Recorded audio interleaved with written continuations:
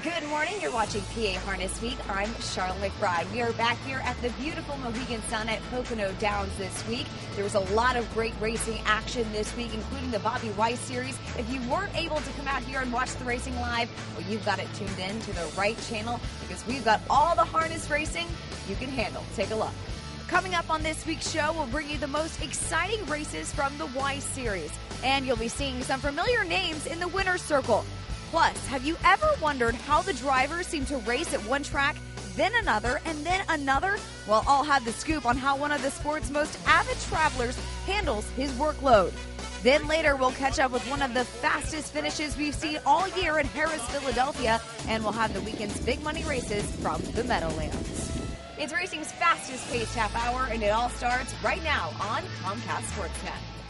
There they go. Explosive Matter wins the Colonial easily. Underway. Starting fast outside here. Brent Messenger to the early.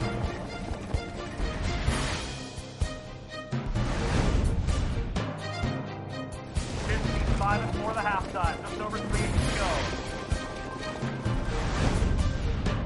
At the top of the stretch. Hello there, you, and welcome to PA Harness Week. Relax a little bit, take your shoes off, set a spell. The weekend is here. Kind of chill a little bit, and we've got 30 minutes of fun and frivolity here for you. Oh yeah, and we'll cover some harness races too, which we do like nobody else. We intone ever so humbly. The lady to my left is a woman with unlimited vitality, the aptly named Heather Vitale. Me, I'm Steve Ross. You know who you are. So I want to talk legs. If you're with me a little bit here. I am. You know, we've been talking legs between the Weiss at Mohegan Sun at Pocono Downs and the Levy's at Yonkers. I mean, they ought to have a steel cage match and have a steel cage match about who's got better legs. They got more legs than ZZ Top going on. I mean, come on, this is like nuts. Well, guess what? What's that? The Weiss, we're up to the finals. No. Legs are over. Well, wait a minute. Isn't it the final leg? Right? Okay. So we're still dealing with legs of the shapely sort, and the Bobby Weiss race 10 on Saturday. The lovely Heather's got that baby for you. Thank you very much. This was for 3-year-old pacing colts and geldings. The final is $30,000. In here, number 2, Let's Rock Together has Jim Morrell in the bike. He was 4-1 morning line, and I was actually surprised that the bettors made him the favorite in this race because number 4, Twincreeks Jesse, has been racing huge in this series and actually won his last 2 legs going into the final. I know you love that word. I do love it. But Twincreeks Jesse is second choice in here. Number 1 is Axiom Hanover. Also been doing really well in the Weiss Series, and he's trained by Aaron Lambert.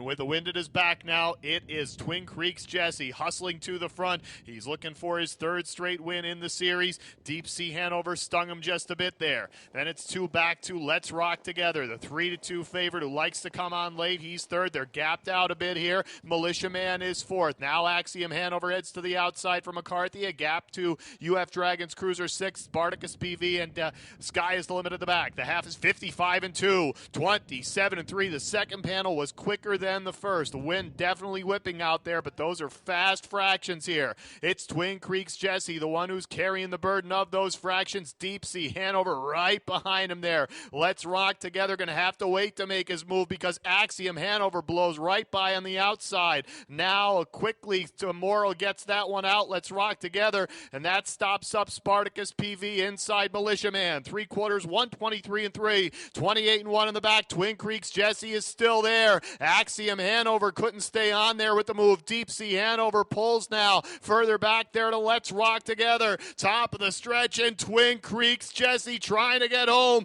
Deep Sea Hanover coming out of the pocket at him. Twincreeks Jesse is hanging on. Deep Sea Hanover can't get there. Twincreeks Jesse all the way for George Napolitano Jr. What an effort by Twincreeks Jesse. He leaves and he gets away well. So you've got Georgie Knapp in the bike, okay? Mm-hmm. And he's got the 9-5 shot in here, but at first they're sitting behind a 7-1 shot. So the Napsta is going to pull that right line, get to the front. They take control of the race. Nobody on the outside really got to Twincreeks Jesse, but Deep Sea Hanover really looked like he was going to be a threat coming down the stretch. Twincreeks Jesse. Easy for you to say. Yeah, exactly. Okay, got to the wire first. 151.4, just a neck over. Deep Sea Hanover, Let's Rock Together was third. Now, of course, these incredible races are named for Bobby Weiss. And if you don't know who he is, he was the track superintendent at Mohegan Sun at Pocono Downs for 40 years. A truly great honor for Bobby Weiss. Track superintendent gets a race named after him with all these little legs every week. It's pretty neat, isn't it? Yes. Pretty You gotta neat. throw in the word legs. You got to throw. It's my thing. What can I tell you? By the way, Kelly Connors caught up with a driver who has not yet been on PA Harness Week, but he's doing gangbuster stuff in the sulky. His name is Simon Allard. Hey guys, we are here with driver Simon Allard, been racing here in the States the last few years, but originally from Canada. Simon, I would love to hear how you first got hooked up with the sport of harness racing. Well, me and Rennie started with pony races with my dad. We used to actually race against each other when we were kids. I was 9 years old. Rennie started, he was 8. And pony races pretty much the same than standardbred. They have pacer, trotter, same kind of race bike, but just they're miniature. And we learned a lot from them. And we switched to the harness, to the standardbred because we love doing it. And then now, instead of being a hobby, we make a living at it. So it's pretty fun. What led to the move here to the States from north of the border? Well, we had our goals, and my goal was to be one of the top drivers in Woodbine. And when I got there, I actually didn't really think that's what I want. So I tried a little bit in the States. I was very welcome to the Meadowland, and I really enjoyed driving there. I really enjoyed it, so I just decided to do a move. And Rennie was the same way.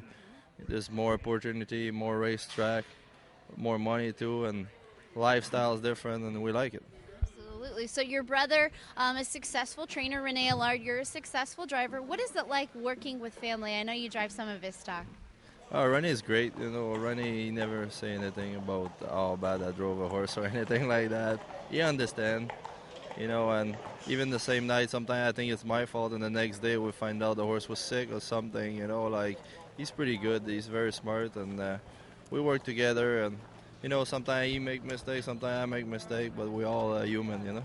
What would you say are some of the major differences, driving styles between here and up in Canada? I think there's a lot more move down here. Risky move sometimes. I see some driver, they really go at it pretty hard, and they sometimes you see more horses get overdrive here, but the speed seems to carry more, and I don't know if it's the kind of track they have down here. It's very fast wherever you go, but they have very good horses down here too, so I think that's the big difference. Like, there's a lot of move, a lot of fast quarter, and they never slow down too much down here. No, they don't. Where can we expect to see you racing this season? I know you're at Pocono, I know you're at Meadowlands a little bit. Where can fans see you race? For now, I'm full-time Meadowland, but, you know, it's going to go with how much work I get, you know. Wherever people want me to go, I will go, and I'm going to try to make myself available to be able to go a little bit everywhere. So you talked about having goals when you were growing up in the sport. What would you say that you have set for yourself? Any big races? I'm sure you'd like to win all of them, but any big ones that you really have on your list? We all would love to win the jug and those races. Like Breeders' Crown this year in Pocono is going to be probably awesome, and we all want to do it. But I'm looking at it one day at a time, and I used to be very anxious and want to do good yesterday. But now I just hope to hit a good horse, and eventually that's what you need. You need good horses to drive, and if you do, you need to do your job, but that will be my part after that. Well, you certainly have the talent, and I know you've mentioned you've done these interviews in the past, maybe the first for PA Harness Week, but you've done them in French and English, so maybe next time I'm going to brush up on my French skills, and maybe we could do take 2 with Simon Allard. What do you think? Yeah, that'd be great. We wish you plenty of luck this season. We'll send it back to you guys. Thank you, Simon, and continued success, and thank you, Kelly. Stay with us when we come back. We're going to have more stuff from Mohegan Sun and Pocono Downs. Speaking of more stuff, do you remember the Gong Show with Chuck Barris? I do, yeah. And he used to stop and say, ladies and gentlemen, we'll be back with more stuff. Don't go away. So don't.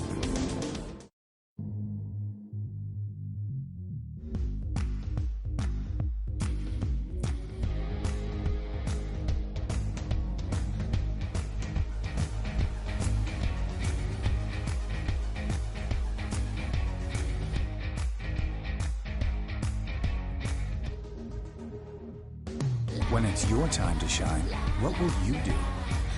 At Mohegan Sun, wherever tonight takes you, it's your time to shine. Feel the action. Get a taste of victory. Spice things up. And play to win. Mohegan Sun. Off-track wagering. Allentown, Carbondale, East Stroudsburg. Always leave happy.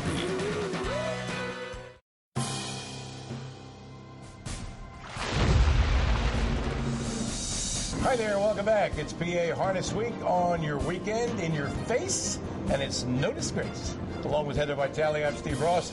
And as promised, we do have more stuff from Mohegan Sun and Pocono Downs. Race 6 on Saturday. For non-winners at $23,500 in their last 5 starts. So we're talking about serious motor and horse flesh here. Number 6, Mickey Hanover with Ron Pierce. And number 5, Specialty Rocks with Jim Morrill Jr. And number 2, Diamond Stickpin with Eric Carlson. We're all 2-1.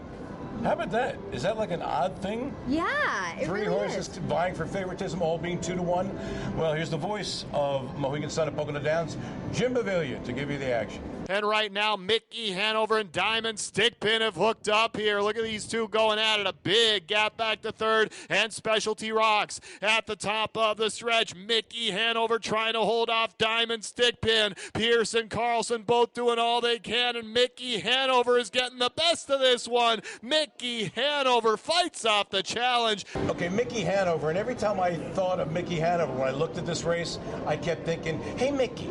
Hey, Mickey. Remember Tony Basil? Oh, yeah. It was like number 1 back in the 80s, years and years in ago. her cheerleading outfit, and oh, Mickey, you're so fine. Yeah, that's it. All right. Well, Mickey Hanover blew right to the front, cut all the splits and jogged by 2 in 150 flat. You heard correctly, 150 flat. Diamond Stickpin came first up and was a clear second. Pontiac Luck, eek! There are no more Pontiacs.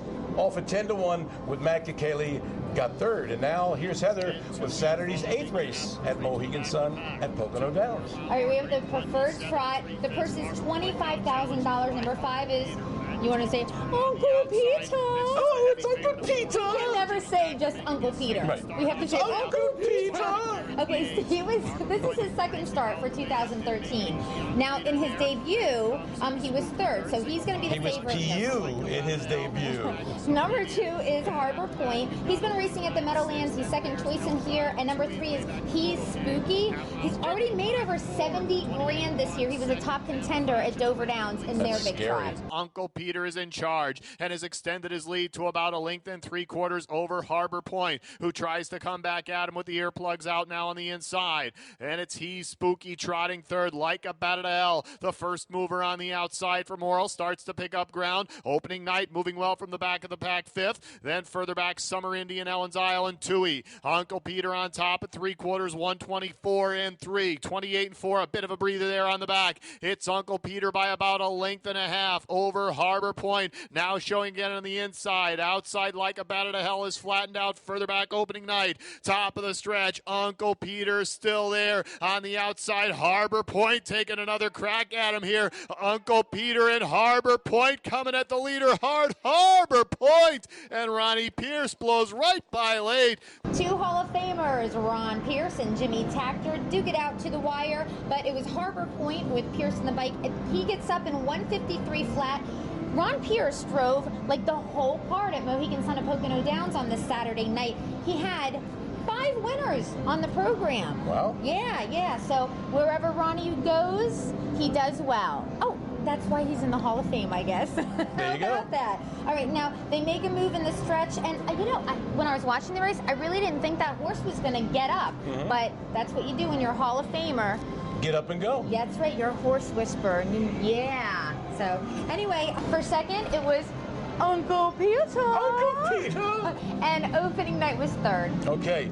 Race 12, Mohegan Sun at Pocono Downs, was another conditioned pace for classy animals. Non-winners of $16,000 in their last 5 starts. Number 1, Pancetta with George Napolitano, the 9-5 chalk. Number 4, Southern Sport was 2-1 with Jim Morrow Jr.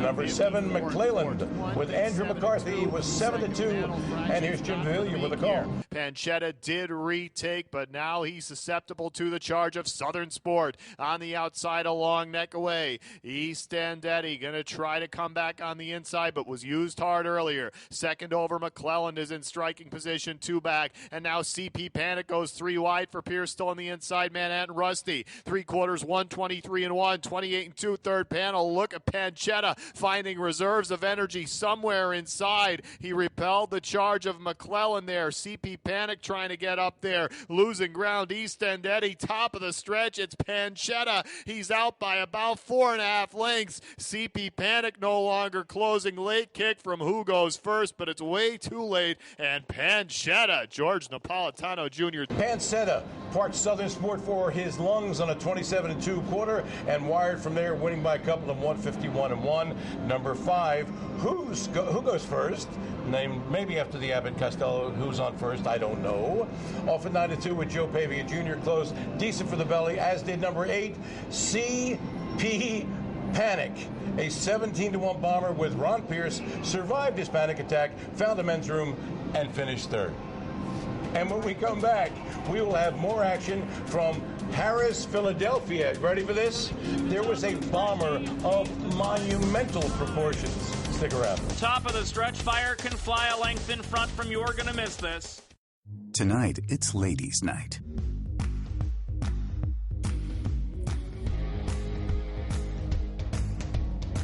The lights are low, and the stakes are high. Sometimes ladies' night is just a date night in disguise.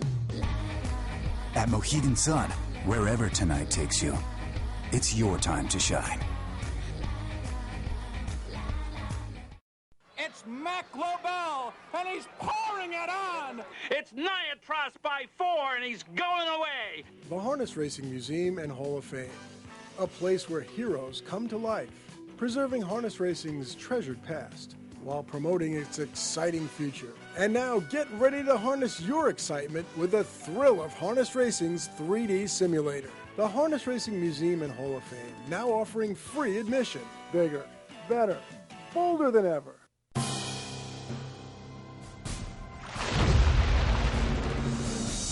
Hi there, welcome back. We are here at Harrah's, Philadelphia, and as we mentioned before the break, we have a really, really neat race coming up. It was race 3 on Friday.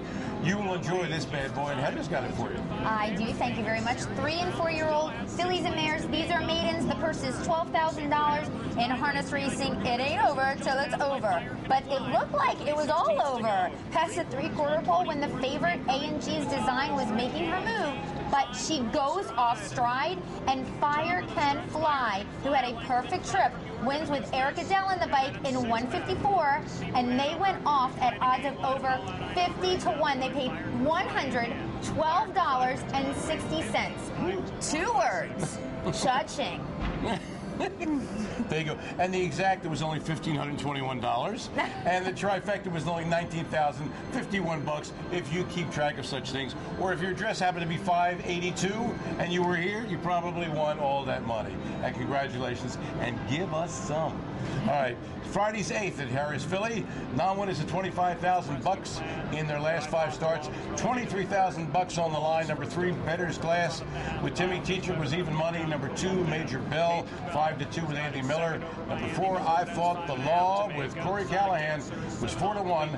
And calling the race, the voice of Harrah's, Philly, James Witherite. 54-2 for the half mile inside the 3/8 pole. Bettors Glass leads Rescue Plan by a length and 3/4. I Fought the Law Outlaw is a clear third and has room to move to the outside. Eagle All could not sustain his bid. Major Bell was forced 3 wide, is going just evenly. Kept wide by Cobalt Man. They're 4.5 from the front. Voice of Truth is sneaking through up the inside. Cobalt Man drifted out some. Voice of Truth all of a sudden is fourth. Now 3.5 lengths from the lead as they turn for home. 3/4 in 121 and 4 and into the stretch. Bettors Glass kicks on the afterburners, now 5 in front.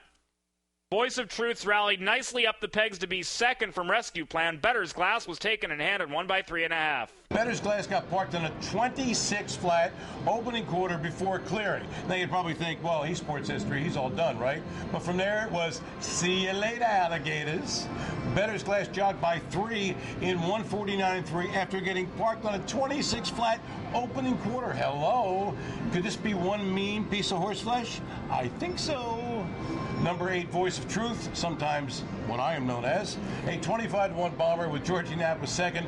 I thought the law was a non-threatening third. Next up, Heather's got Sunday's 10th and feature race at Harris Philly. That's right. We have 3- and 4-year-old pacers here. The purse is $18,000. Number 5 is Bacon on the Beach. He's the even money favorite here. Number 4 is Linwood Player. He's made the most money, has the fastest time in this group for this year. And number 1 is Best Jet Yet. He's looking for his 3rd win in a row. Best Jet Yet continues to be badgered by Shark on board through a 54 3 half mile.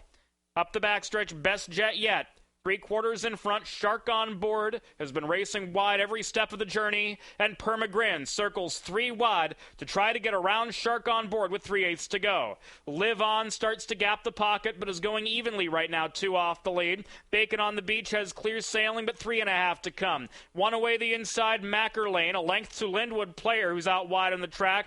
Drifting out to the 4 path with 6 lengths to make up. Varsity Hanover remains the tail ender. 3/4 in 122 and 4. 3/16 to go. Live On wedges out of the pocket to give chase to Best Jet Yet, who was softened up by pressure throughout. Macker Lane hooks 3 wide for the stretch drive, and Best Jet Yet is digging in the final 150 to hold Live On and Macker Lane at bay. Best Jet Yet. Best Jet Yet was pressured like the whole mile by Shark on board, who was on the outside of him from the word go. And then Permagrin, he tried to come 3 wide, but Live On was just waiting in the pocket. And despite kind of making a couple bobbles there, you know, around the 3/4 pole, Ron Pierce keeps Best Jet Yet pacing, and they were game. They went in 150 and 3. Live On was second. Macker Lane took 3rd. All right, I got to ask you something. You know, when we do the show, we generally do record it here at Harris Philly, but sometimes we go up to Mohegan Sun at Pocono Downs, and it's kind of a haul. And you go, oh, we got to go to Pocono or this and that or whatever. So, well, guess what? The drivers who contest both here at Harris Philly and at Mohegan Sun at Pocono Downs do that routinely, like every day. And then when they get to their destination, what do?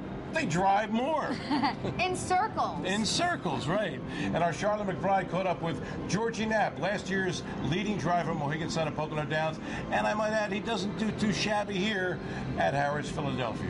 Thanks, guys. I'm here with driver Georgie Knapp. George, you're one of those drivers that goes from track to track on a consistent basis. How does that take a toll on you? It wears you down. You know, it's mentally very tiring and stressful, and, you know, wears the cars out. And, you know, you're never home, but, you know, it's the life that we chose to do, so you got to do it. And for those that haven't seen you race a lot, tell us the tracks that you are mostly at throughout the year.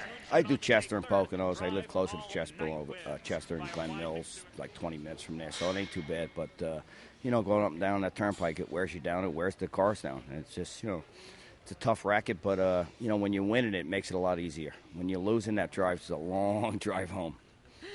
How many years have you been doing these travels? Been doing it a long time, probably 10 years, yeah. And you said it wears me. It wears in your car. It wears on you. I'm sure you get tired, but why do you keep doing it? You know, basically you have to.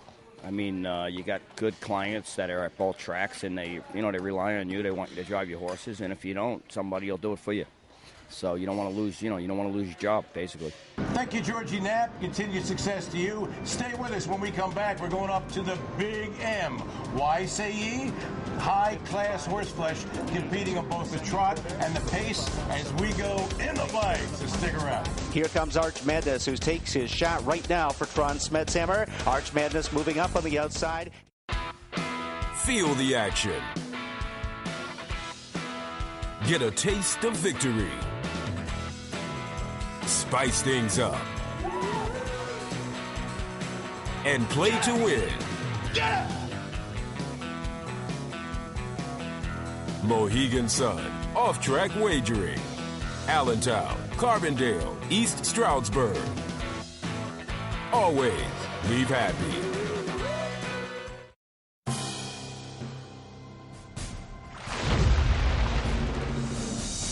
Hi there, and welcome back to PA Harness Week. And as promised, it's time to go in the bike.